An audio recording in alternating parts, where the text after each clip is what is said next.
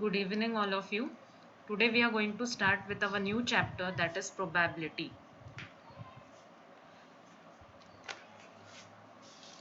So basically this chapter is divided into two parts. The first part is probability and the second part is expected value.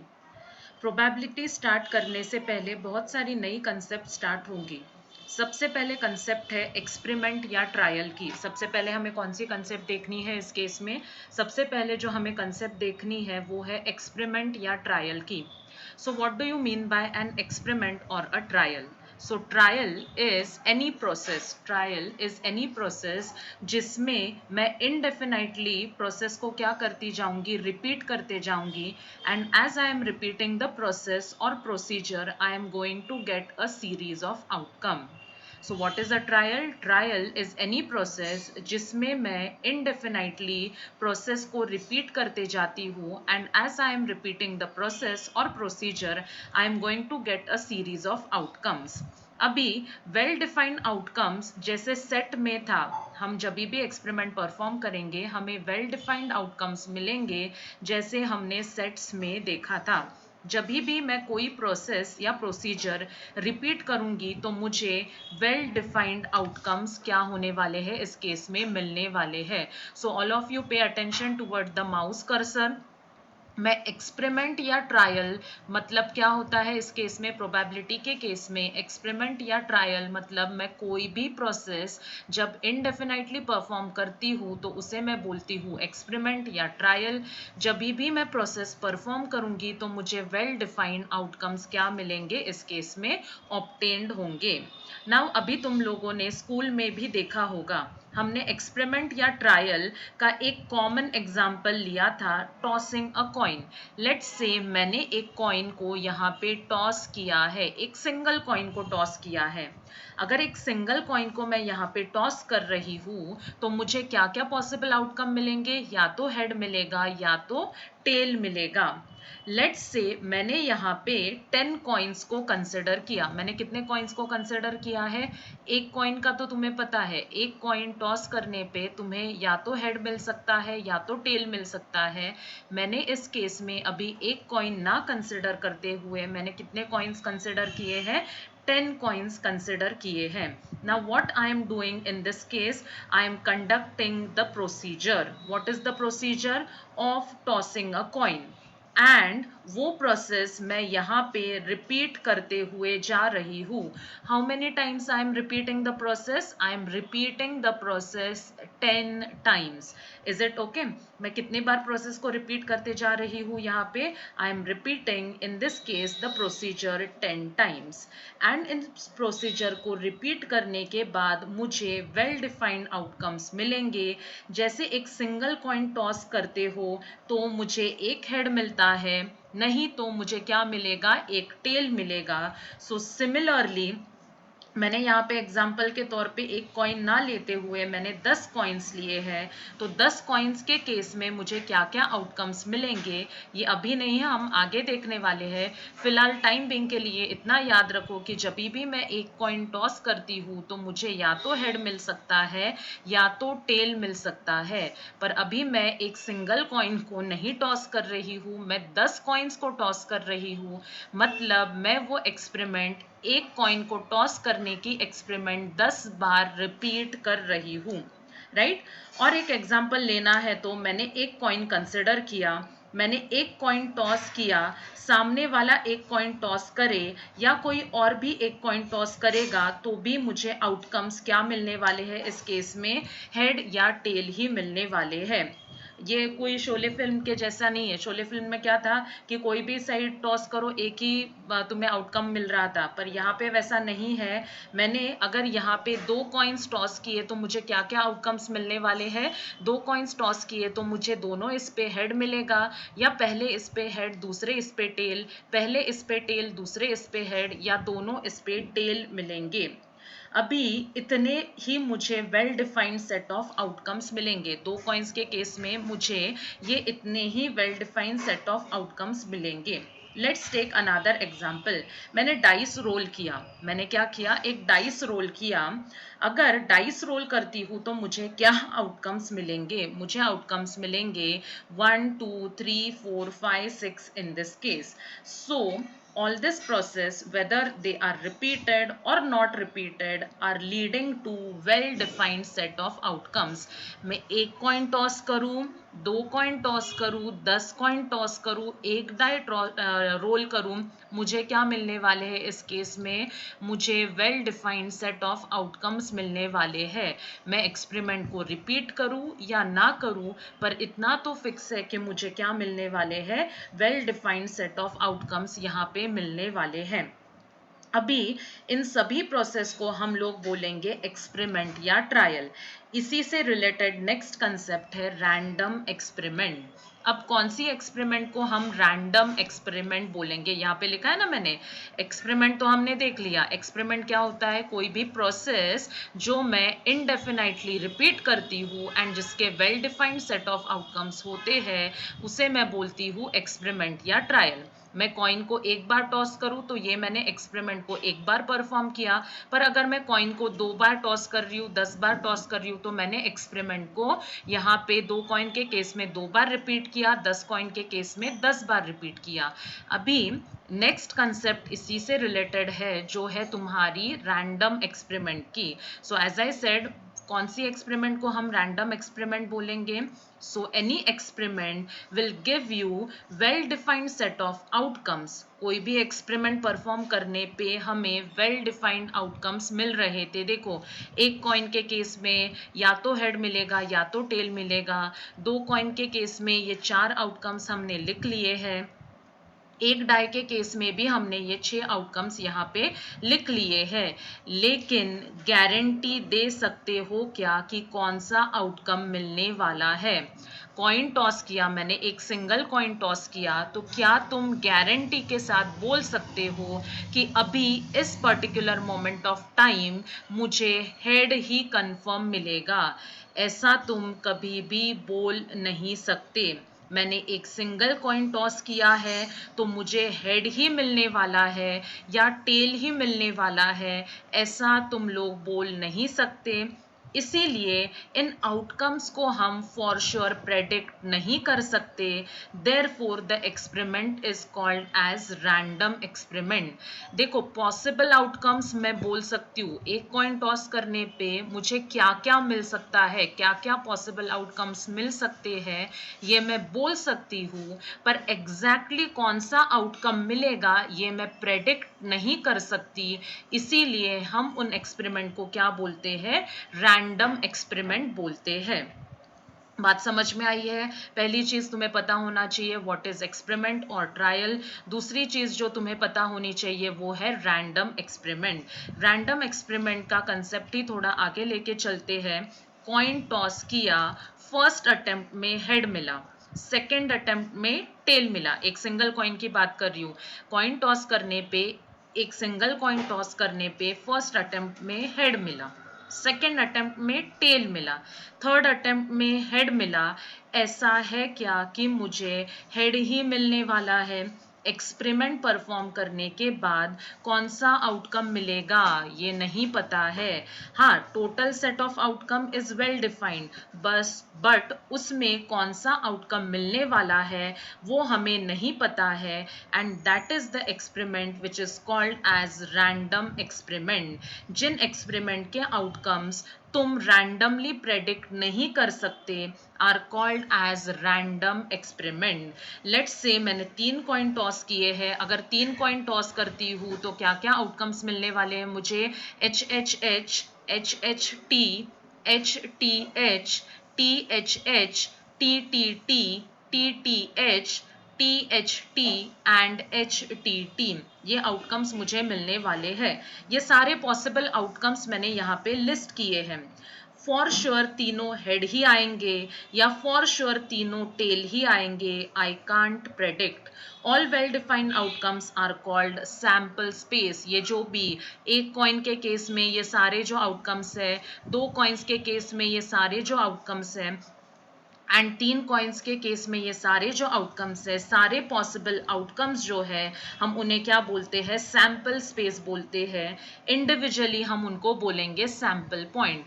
मतलब एक single coin के तौर पे अगर मैंने तुम्हें पूछा कि what is the sample space, you will tell head and tell.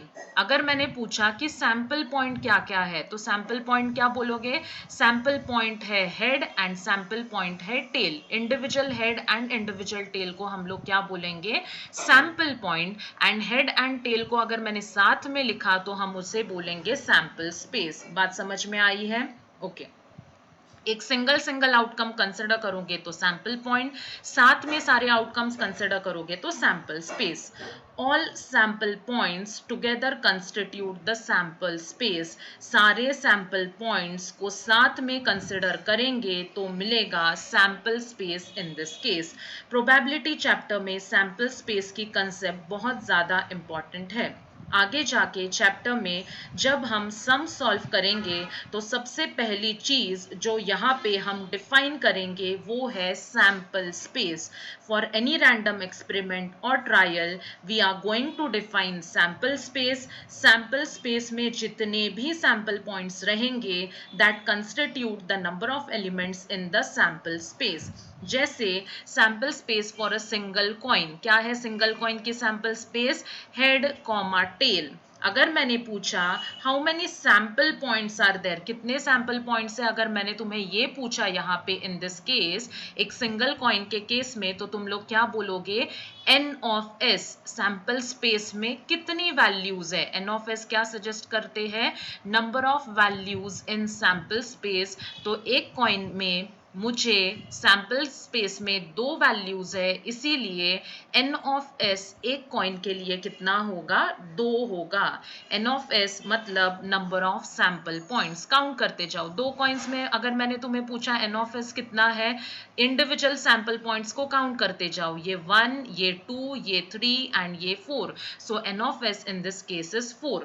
3 coins के लिए अगर मैंने तुम्हें पूछा तो इंडिविजुअल सैंपल पॉइंट्स कितने हैं, ये first, second, third, fourth, fifth, sixth, seventh and eight. Therefore 3 coin के केस में एन ऑफ एस 8 है।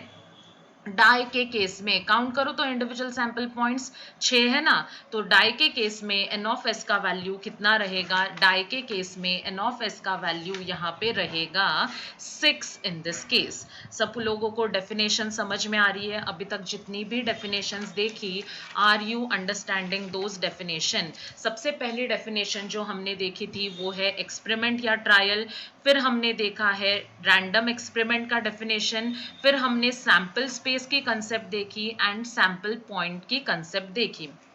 अभी कोई भी एक्सपेरिमेंट के लिए पहले हमें सैंपल स्पेस को लिखना पड़ता है। एक बार हम सैंपल स्पेस को लिख देंगे तो हम उसके बाद एन ऑफ एस यानी कि नंबर ऑफ सैंपल पॉइंट्स लिख सकते हैं। एक डिटेल में तुम्हें लिख के यहाँ पे दिखा रही हूँ, 2 कॉइन्स है, 2 कॉइन्स के लिए पहले मुझे क्या करना पड़ेगा, डायरेक्टली मैं सैंपल स्पेस नहीं लिख सकती। 2 कॉइन्स के लिए पहले मैं एस यानी कि सैंपल स्पेस लिस्ट डाउन करती हूँ। क्या क्या पॉसिबल आउटकम्स आ सकते हैं 2 कॉइन्स के केस में, H H, H T, T H, T T आए ना। 2 कॉइन्स के केस के ये सारे पॉसिबल आउटकम्स है क्या। अभी इन इंडिविजुअल सैंपल पॉइंट्स को काउंट करो, 1 2 3 4। एन ऑफ एस कितना बन गया यहाँ पे, 4। तो कभी भी मुझे एन ऑफ एस अगर लिखना है तो सबसे पहले हम सैंपल स्पेस लिखेंगे। सैंपल स्पेस लिखने के बाद I can very well write down the value of n of S. ये स्टैंडर्ड प्रोसीजर दिमाग में रखनी है, कोई भी क्वेश्चन क्यों ना आ जाए। प्रोबेबिलिटी में सबसे पहली चीज जो हम करेंगे वो है कि हम सैंपल स्पेस लिस्ट करेंगे। एक बार सैंपल स्पेस लिस्ट हो गया तो उसके बाद हम एन ऑफ एस का वैल्यू यहाँ पे लिखेंगे। Is it clear to you? Okay. Now comes the concept of event. Experiment हो गया, ट्रायल भी हो गया, फिर रैंडम एक्सपेरिमेंट भी हो गया, सैंपल स्पेस हो गया, सैंपल पॉइंट हो गया। अभी नेक्स्ट जो कंसेप्ट है यहाँ पे वो है इवेंट की। Now comes the concept of event. Event को हम कैपिटल इंग्लिश अल्फाबेट से डिनोट करेंगे। इवेंट को हम कैसे डिनोट करेंगे, कैपिटल इंग्लिश अल्फाबेट से। जैसे यहाँ पे देखो एग्जाम्पल के तौर पे ABC कैपिटल इंग्लिश अल्फाबेट के में हम लोग क्या डिनोट कर रहे हैं, इवेंट्स को डिनोट कर रहे हैं। ए इवेंट में 2 हेड है, बी इवेंट में HTTH है, सी इवेंट में TT, ये दोनों आ रहे हैं sample points. So sets chapter याद होगा तो सबसे पहले कंसेप्ट आता है यूनिवर्सल सेट का। यूनिवर्सल सेट को, सेट में हमने एक कंसेप्ट देखी थी यूनिवर्सल सेट। यूनिवर्सल सेट को हम किससे डिनोट करते थे, यूनिवर्सल सेट को हम यू, एक्स और एस ये 3 लेटर्स से डिनोट करते हैं। कौन से 3 लेटर्स से डिनोट करते थे हम लोग यूनिवर्सल सेट को, पहला जो है वो है यू, दूसरा जो है वो है तुम्हारा x in this case, and तीसरा जो है वो है तुम्हारा S in this case. Set containing all possible observations under consideration is called universal set. Set containing all possible observations under consideration is called universal set. Set में जो universal set है वही probability में होता है sample space. सेट बोलेंगे तो आएगा यूनिवर्सल सेट, प्रोबेबिलिटी बोलेंगे तो आएगा सैंपल स्पेस। बात समझ में आ रही है? And what is universal set? A set containing all possible observations under consideration is called universal set. तो सेट में यूनिवर्सल सेट होता है, प्रोबेबिलिटी में वो होती है सैंपल स्पेस। सेट में हमने सबसेट की कंसेप्ट देखी थी ना सबसेट की कंसेप्ट। सो सेट में हमने सबसेट की कंसेप्ट देखी थी। किसी भी सेट को मैंने दूसरे सेट का सबसेट बोला था। कब बोला था? मैंने किसी भी सेट को दूसरे सेट का सबसेट बोला था जब उसके सारे एलिमेंट्स दूसरे सेट में इंक्लूडेड रहेंगे। अभी यहाँ पे तुम लोग अगर ऑब्जर्व करोगे तो ये जो A है, A के जो आउटकम है, A का क्या आउटकम है? HH। क्या ये तुम्हारे सैंपल स्पेस का सबसेट है? हाँ है। So A is a set here in this case which is a subset of sample space. A का जो आउटकम है वो सैंपल स्पेस में आ रहा है, इसीलिए मैं A को क्या बोलूंगी? S का सबसेट बोलूंगी। A set is a subset of sample space. Whenever any set is the subset of the sample space, it is called as the subset. समझ में आ रहा है? Whenever any set is a subset of sample space, then it will be called as a event in probability. Probability में event क्या रहती है? Event वो रहती है जो तुम्हारे sample space का subset है। देखो A का जो outcome है HH वो sample space का subset है। B के ये जो 2 आउटकम्स है वो भी सैंपल स्पेस के सबसेट है, एंड C का जो आउटकम है वो भी सैंपल स्पेस का क्या है? यहाँ पे सबसेट है। Let's go on. यहाँ पे सब लोगों को सबसेट यानी कि इवेंट का डेफिनेशन समझा है। तो अगर सेट के तौर पे बात करना है तो सबसेट होता है, एंड अगर प्रोबेबिलिटी के टर्म्स में बात करना है तो इवेंट होता है। फिर से आई एम रिपीटिंग, यूनिवर्सल सेट मतलब सारे possible observations under consideration. Set में हमने यूनिवर्सल सेट बोला था, प्रोबेबिलिटी में हम उसे बोलेंगे सैंपल स्पेस। सेट में सबसेट देखा था। सबसेट मतलब ऐसा सेट जिसके सारे आउटकम्स तुम्हारे सैंपल स्पेस में इंक्लूडेड है।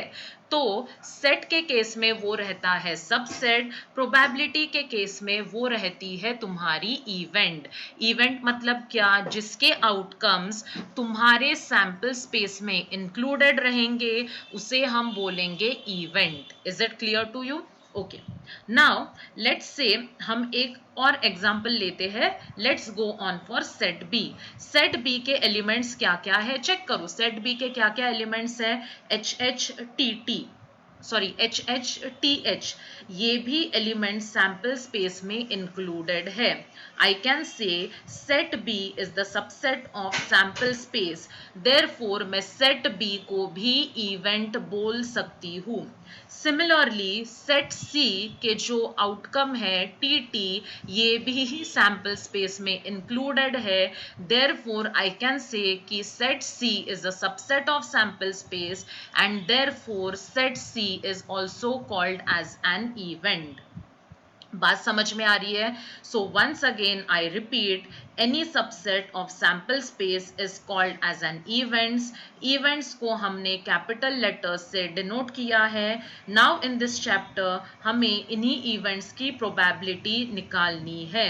हमें इस चैप्टर में क्या करना है, इन्हीं सभी इवेंट्स की प्रोबेबिलिटी को क्या करना है, सॉरी हमें इस चैप्टर में इन्हीं सभी इवेंट्स की प्रोबेबिलिटी को यहाँ पे क्या करना है, फाइंड आउट करना है. सब लोगों को इवेंट की कंसेप्ट समझी है. इवेंट मतलब सैंपल स्पेस के सबसेट को हम बोलेंगे इवेंट. सिंपल टर्म्स में याद रखो, सैंपल स्पेस का जो भी सबसेट रहेगा उसे हम बोलेंगे event. In this case sample space का सबसेट वो बनेगा तुम्हारा event. Is it clear to you? Probability क्या होता है, आगे इस कंसेप्ट को लेके चलते हैं. प्रोबेबिलिटी क्या होता है? तो प्रोबेबिलिटी होता है chance. What do you mean by chance? Simple terms में बात करूं तो probability is chance of occurrence of an event. मुझे अगर किसी इवेंट की प्रोबेबिलिटी निकालनी है तो I will write it as P of A. किसी भी इवेंट की प्रोबेबिलिटी निकालनी है तो I will write it as P of A. इसको क्या बोलेंगे? This is probability for event A. अगर पी ऑफ बी लिखा तो this is probability for event B. Is it okay? Formula है, फॉर्मूला क्या है? डिनोमिनेटर में आएगा एन ऑफ एस, डिनोमिनेटर में आएगा N of S. Sample space में जितने भी नंबर ऑफ एलिमेंट्स है वो कहाँ आने वाले हैं? वो मेरे इस केस में डिनोमिनेटर में आने वाले हैं. सैंपल स्पेस में जितने भी नंबर ऑफ एलिमेंट्स हैं वो मेरे यहाँ पे इस केस में डिनोमिनेटर में आने वाले हैं. As against that, if we are finding p of a numerator में क्या आएगा? तो न्यूमरेटर में इस केस में आएगा n ऑफ a मतलब सैंपल स्पेस में से वो एलिमेंट्स जो मेरे इवेंट को सेटिस्फाई कर रहे हैं. n ऑफ a मतलब सैंपल स्पेस में से वो एलिमेंट्स जो मेरे इवेंट को सेटिस्फाई कर रहे हैं या मेरे ए इवेंट से रिलेटेड जो एलिमेंट्स फेवरेबल है वो एलिमेंट्स आएंगे न्यूमरेटर में. फेवरेबल इवेंट्स जो है वो आएंगे न्यूमरेटर में. जो मेरे इवेंट से रिलेटेड है एलिमेंट्स वो आएंगे न्यूमरेटर में. जो सारे के सारे एलिमेंट्स है वो आएंगे डिनोमिनेटर में. सो इन दिस केस अगर उन्होंने मुझे बोला कि find out P of A, तो क्या आएगा P of A? N of A कितना है? तो एन ऑफ ए काउंट करो. एन ऑफ ए क्या ये तुम्हारे सैंपल स्पेस का सबसेट है? यस. अगर ये सैंपल स्पेस का सबसेट है तो हम उसे बोलेंगे इवेंट. अभी इस इवेंट में मेरे फेवरेबल आउटकम्स है एच एच. ये एच एच जो है ये सैंपल स्पेस का भी पार्ट है. एच एच ये कितने इवेंट है? एच एच ये एक सिंगल है, इसको काउंट करो, एक सिंगल वैल्यू मिल रही है, इसीलिए N of A is 1. N of S कितनी वैल्यूज है सैंपल स्पेस में? 4 वैल्यूज है, तो एन ऑफ एस का वैल्यू 4 सब्सटीट्यूट करो, पी ऑफ ए आएगा 1/4. इसको तुम 0.25 भी बोल सकते हो. अगर यहाँ पे मैंने तुम्हें बोला कि P ऑफ B फाइंड करो, P ऑफ B के लिए फॉर्मूला क्या आएगा? B से रिलेटेड सारे फेवरेबल आउटकम्स आएंगे न्यूमरेटर में मतलब N ऑफ B. सारे के सारे पॉसिबल आउटकम्स मतलब सैंपल स्पेस के आउटकम्स आएंगे डिनोमिनेटर में मतलब N ऑफ S. B के काउंट करो आउटकम्स 1 and 2, देयरफॉर न्यूमरेटर में आएगा 2. N ऑफ S हमने ऊपर ही काउंट कर लिया है, फिर भी काउंट करते हैं 1 2 3 4 4 है, सो इसीलिए 2/4 यानी कि आएगा 1/2 which is equal to 0.5. So probability is nothing but chance of occurrence or non-occurrence of a particular event. Probability is nothing but chance of occurrence or non-occurrence of a particular event. The answer यहाँ पे मैंने fraction के तौर पे लिखा है. Fraction और decimal तुम कैसे भी लिख सकते हो, चेक करो ऑप्शन में क्या दिया है. अगर ऑप्शन में फ्रैक्शन के टर्म्स में दिया है तो फ्रैक्शन ही रखो. अगर ऑप्शन में अगर उन्होंने डेसिमल्स में दिया है तो you need to convert it into decimals. Example solve करने के लिए क्या मेथड फॉलो करेंगे. हम सबसे पहले जो भी एक्सपेरिमेंट दिया है उसके लिए सैंपल स्पेस डिटरमाइन करेंगे. सबसे पहले क्या करेंगे, जो भी एक्सपेरिमेंट दिया है उसके लिए सैंपल स्पेस डिटरमाइन करेंगे. Once we have determined the sample space, हम sample space से n of s की वैल्यू यहाँ पे लिखेंगे. समझा. सबसे पहली चीज सैंपल स्पेस, दूसरी चीज सैंपल स्पेस से हम लिखेंगे n of s. नेक्स्ट हम जो करने वाले हैं, once we have determined n of s, फिर हम जो इवेंट यानी कि कंडीशन दी है हम उसके एलिमेंट्स फाइंड आउट करेंगे and then n of a को लिखेंगे. फिर हम क्या करेंगे, s हो गया, n of s भी हो गया. फिर हम इवेंट के लिए जो भी कंडीशन दी है उसके हिसाब से इवेंट ए के आउटकम्स क्या करेंगे, यहाँ पे लिख लेंगे. कंडीशन के हिसाब से आउटकम, ए के आउटकम्स लिखने के बाद ए के कंडीशन के हिसाब से फेवरेबल आउटकम्स लिखने के बाद मैं फाइंड करूंगी n of a. ठीक है. अभी n of a मिलने के बाद मैं फॉर्मूला यूज करूंगी favourable number of outcomes upon total number of outcomes. देखो, favourable number of outcomes upon total number of outcomes. एक चीज यहाँ पे याद रखो, we are talking about probability in terms of number of elements. Number count कर रहे हैं ना, सैंपल स्पेस में कितने आउटकम्स है, 4. ये काउंट किया ना मैंने, 1 2 3 4. इवेंट ए में कितने आउटकम्स है, ये काउंट किया ना. फेवरेबल आउटकम्स कितने हैं इवेंट ए के, 1. ये मैंने काउंट किया. सो एक चीज यहाँ पे याद रखो, when we are talking about probability we are talking in terms of number of elements. Number of elements की हम बात करते हैं. क्या प्रोसीजर फॉलो करने वाले, एक शॉर्ट में हम रिकैप कर लेते हैं इसका. पहले फाइंड करेंगे s, फिर फाइंड करेंगे n of s, फिर फाइंड करेंगे a, फिर फाइंड करेंगे n of a, and finally n of a upon n of s will give you probability. as I am saying n of a and n of s मुझे number से लेना देना है.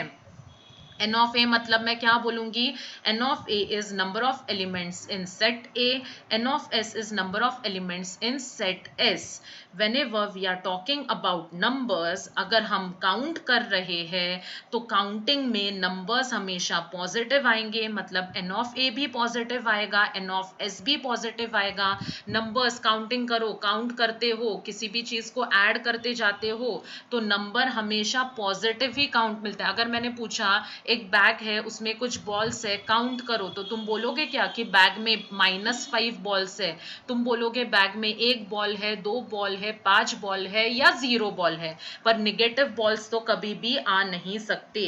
That is to से probability की value हमेशा positive आएगी. क्यों पॉजिटिव आएगी, because I am counting the numbers. n of a भी काउंट करती हूँ, n of s भी काउंट करती हूँ, तो n of a भी पॉजिटिव रहेगा, n of s भी पॉजिटिव रहेगा, यानी कि प्रोबेबिलिटी हमेशा पॉजिटिव आएगी. राइट अगर P of A का फॉर्मूला लिखा, P of A का फिर से फॉर्मूला लिख रही हूँ, n of A अपॉन क्या लिखा मैंने, n of S. Let's say bag में 0 बॉल्स है, लेट्स से बैग में 0 बॉल्स है, 0 बॉल्स है तो मेरा एन ऑफ ए कितना बनेगा इस केस में, मेरा एन ऑफ ए यहाँ पे आएगा 0, एन ऑफ ए अगर 0 है तो पी ऑफ ए का वैल्यू भी आएगा 0। मतलब काउंटिंग करने में मैंने तुम्हें बोला कि बैग में एक भी बॉल नहीं है, मतलब 0 बॉल है, तो एन ऑफ ए की मिनिमम वैल्यू 0 रहेगी। एन ऑफ ए 0 है तो 0 अपॉन एनीथिंग इज 0, यानी कि प्रोबेबिलिटी की मिनिमम वैल्यू भी क्या रहेगी इस केस में 0 रहेगी। इसीलिए यहाँ पे देखो मैंने 0 ये वैल्यू यहाँ पे लिखी है। अगर बोलेंगे A is a set, A is a set or A is the event which includes everything, A is a set which includes everything, everything मतलब क्या, एवरीथिंग मतलब जितनी सॉरी जितने भी सैंपल स्पेस में आउटकम्स है उतने सारे आउटकम्स तुम्हारे ए इवेंट में है, तो N of A in this case बनेगा 4। एन ऑफ ए अगर 4 है तो 4 अपॉन 4 आंसर आएगा 1। मतलब अगर तुम्हारे सेट में, अगर तुम्हारे ए सेट में ए इवेंट में सैंपल स्पेस के सारे आउटकम्स है तो तुम्हारा प्रोबेबिलिटी का वैल्यू बनेगा 1। सो दैट इज टू से यहाँ पे मुझे एक इक्वेशन मिल गया। अगर मेरे मिनिमम वैल्यू एन ऑफ ए की 0 है, एन ऑफ ए 0 है तो 0 अपॉन एनीथिंग इज 0, मतलब प्रोबेबिलिटी की मिनिमम वैल्यू रहेगी 0। अगर एन ऑफ ए में सैंपल स्पेस के सारे आउटकम्स है तो पी ऑफ ए आएगा 1।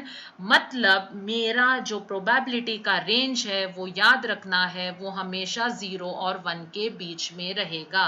सो 0 लेस देन और equal to P of A less than और equal to 1 in this case. बात समझ में आ रही है? ओके अभी इसी के तौर पे एक फिर से एक सिंपल एग्जाम्पल के तौर पे तुम्हें एक्सप्लेन करती हूँ 0 और 1 के बीच में क्यों। Again I am tossing 2 coins, मैंने 2 कॉइन्स टॉस किए हैं, ये है अपना सैंपल स्पेस। किसी भी चीज की प्रोबेबिलिटी निकालनी है, स्टैंडर्ड प्रोसीजर, पहले हम सैंपल स्पेस लिखेंगे, फिर एन ऑफ एस लिखेंगे, फिर ए फाइंड करेंगे। लेट्स से मैंने इवेंट ए बोली है, 2 कॉइन्स टॉस करने पे मैंने इवेंट ए बोली है कि जिसमें मुझे 3 हेड्स मिलने चाहिए। अरे मैक्सिमम 2 ही कॉइन्स है, कहीं पे भी 3 हेड मिल रहे हैं क्या? नहीं मिल रहे हैं। मतलब ए में कोई तुम्हारे सैंपल स्पेस का आउटकम आने वाला है क्या? नहीं आने वाला। अगर ए में जब मैं बोलती हूँ कि मैं 2 कॉइन टॉस कर रही हूँ, मैं 2 कॉइन टॉस कर रही हूँ और मैंने इवेंट डिफाइन की है, मैंने कंडीशन डिफाइन की है कि मुझे 3 हेड चाहिए, मिल सकते हैं क्या 3 हेड? नहीं मिल सकते, क्योंकि मैक्सिमम दोनों इस पे 2 हेड मिलेंगे पर 3 हेड नहीं मिल सकते। तो ए इस केस में होगा नल सेट, उसमें कोई भी एलिमेंट नहीं रहेगी। ए अगर नल सेट है मतलब एन ऑफ ए का वैल्यू रहेगा 0, क्योंकि 3 हेड आ ही नहीं सकते। 0 अपॉन 4, 0 अपॉन 4 अगर मैं निकालती हूँ तो पी ऑफ ए का वैल्यू बनेगा 0 यहाँ पे इन दिस केस। बात समझ में आ रही है? सिमिलरली अगर मैंने तुम्हें बोला कि D is an event which is having all outcomes of your sample space, सारे outcomes आ रहे हैं, तो D में HH, HT, TH, TT आ रहा है, तो N of D बनेगा 4। मेरा N of S 4 ही है, 4 अपॉन 4 वैल्यू आएगी 1। सो मिनिमम वैल्यू याद रखना है प्रोबेबिलिटी की 0 है एंड मैक्सिमम वैल्यू 1 है, both inclusive. So 0 less than और equal to P of A less than और इक्वल टू 1, ये तुम्हें वैल्यूज क्या रखनी पड़ेगी? याद रखनी पड़ेगी। Moving on to the next thing, एक सिंपल कंसेप्ट बाकी है, फिर हम उसके आगे क्या करते हैं, क्वेश्चंस की तरफ जाते हैं। किसी भी सेट में सैंपल स्पेस से ज्यादा एलिमेंट्स नहीं हो सकते।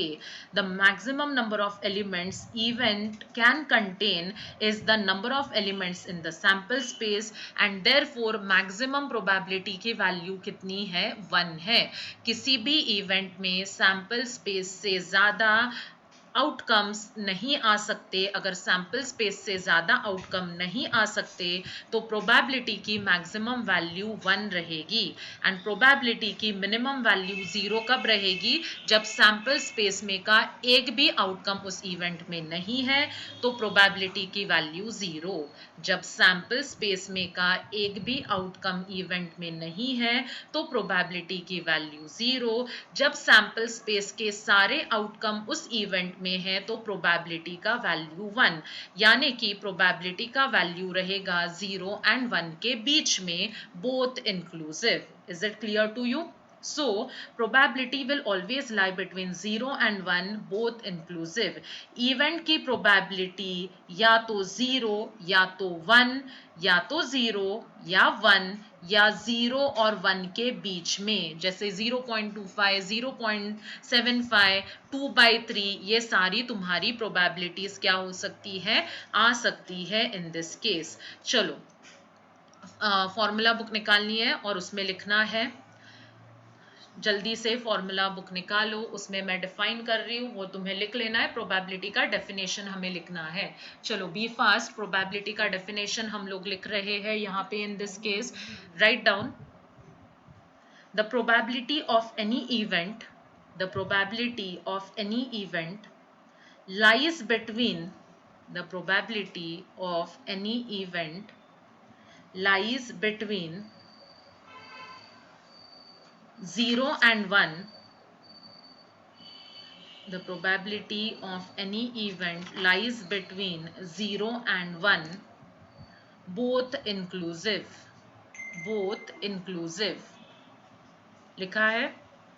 अभी ये देखो, ये नीचे सबसे नीचे स्लाइड में सबसे नीचे ये माउस पॉइंटर से जो हाईलाइट कर रही हूँ, 0 लेस देन और equal to P of A less than और इक्वल टू 1, ये जो अभी स्टेटमेंट लिखा उसके नीचे लिखना है। चलो बी फास्ट। 0 लेस देन और equal to P of A less than और इक्वल टू 1, ये स्टेटमेंट फॉर्म में लिखना है नीचे, जो सेंटेंस लिखा उसके नीचे। So that is all for today. आज हमने कंसेप्ट देखी प्रोबेबिलिटी की, हम कल से इसके न्यूमेरिकल सॉल्व करेंगे। So that is all for today. Thank you so much. Hope you enjoyed today's session.